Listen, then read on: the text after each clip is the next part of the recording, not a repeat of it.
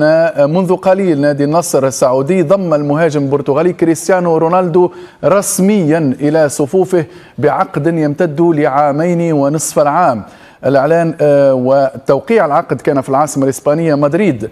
وقع رونالدو إذن على عقد يلعب بموجبه في صفوف النصر حتى عام 2025، وسيحمل رونالدو القميص رقم 7.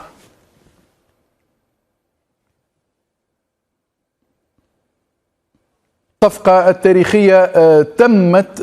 كابتن طارق، يعني كيف يمكن لنا أن نصف ما حدث من صفقة بين النصر السعودي والنجم الكبير البرتغالي كريستيانو رونالدو؟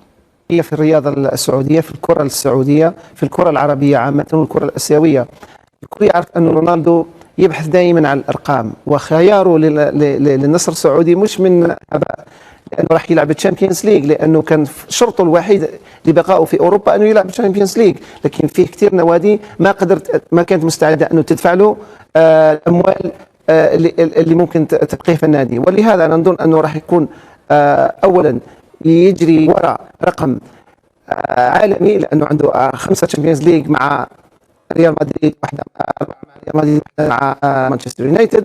إذا فاز بالتشامبيونز ليج مع النصر راح يكون ممكن اللاعب الوحيد اللي فاز بالتشامبيونز ليج الأوروبية والآسيوية في نفس الوقت.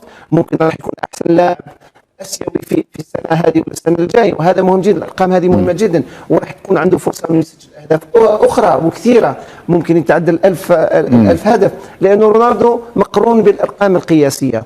لكن من جهة أخرى النصر والكرة السعودية، أصلا الكرة السعودية هي أحسن بطولة عربية والكل متفق عليها. في الحين بمجيئه هو ممكن يتابعوا، نقولوا كانتي اللي مصاب في نفس النادي، ممكن سيرجيو راموس، هاد اللاعبين هذوما النجوم راح تعمل منافسة حقيقية.